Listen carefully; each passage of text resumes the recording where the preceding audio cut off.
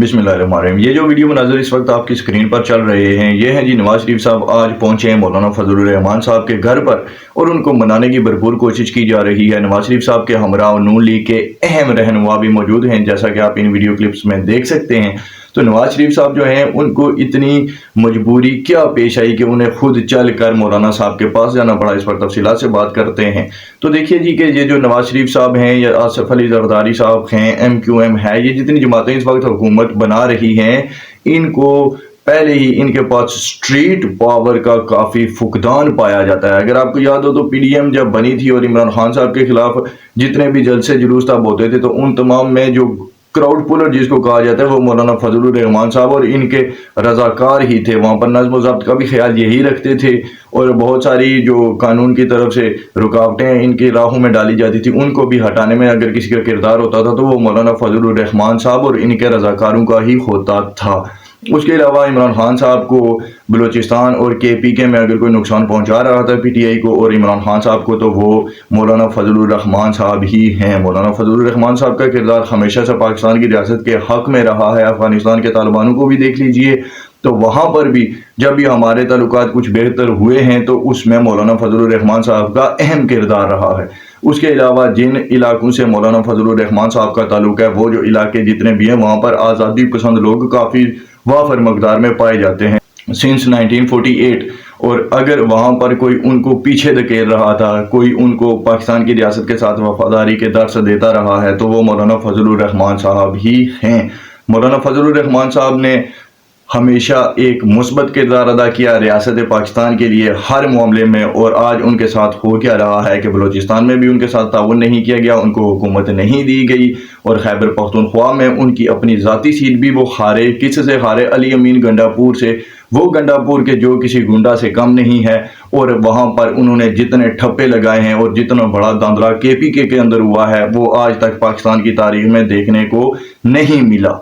तो इन तमाम वजूहात की बिना पर मौलाना फजलुर रहमान साहब हुकूमत से नाराज़ हो चुके थे और गुज़श्ता कल PTI ने भरपूर कोशिश की कि वो मौलाना फजलुर रहमान साहब को अपने साथ मिला सके। उमर अयूब भी उनके पास तशरीफ़ लेकर गए। इससे पहले भी बहुत बार PTI के वफद मौलाना साहब के पास जाते रहे, इमरान खान साहब की हिदायत लेकर ही जाते रहे, उनकी मर्जी से जाते रहे, लेकिन मौलाना फजलुर रहमान साहब ने कभी भी इनको लिफ्ट नहीं दी।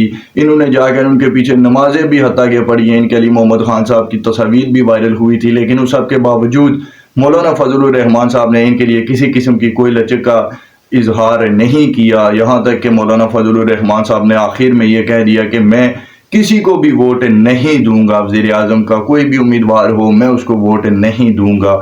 उन्होंने उमर अयूब साहब को भी एक किस्म से लात मार कर निकाला वहाँ से। इससे पहले भी जब भी PTI के वफूद जाते रहे तो उन्हें शर्मिंदगी ही उठानी पड़ी थी।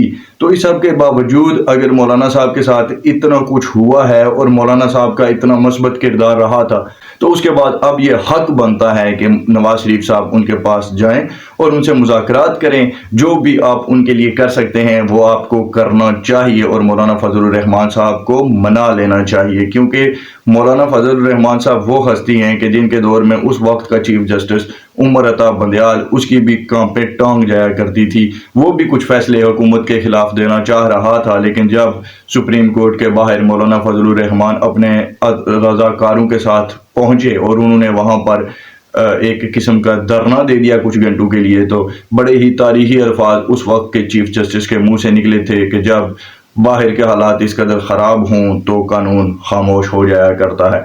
तो चीफ जस्टिस से वक्त को भी खामोश करवाने वाला अगर कोई था तो वो मौलाना फजलुर रहमान साहब ही थे। बनता तो ये था कि मौलाना साहब को सदर पाकिस्तान बनाया जाता, लेकिन हमारी इस्टेब्लिशमेंट और हमारी जो मौजूदा हुकूमत बनने जा रही है, इन लोगों की एक बड़ी मजबूरी है, और वो ये है कि हम IMF के चुंगल में फंस चुके हैं।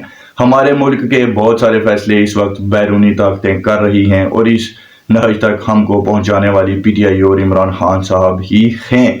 इन्होंने ही ऐसे मुआहदे किए कि जिनका खमियाजा पाकिस्तान शायद आने वाले कुछ साल मजीद चुकाता रहेगा।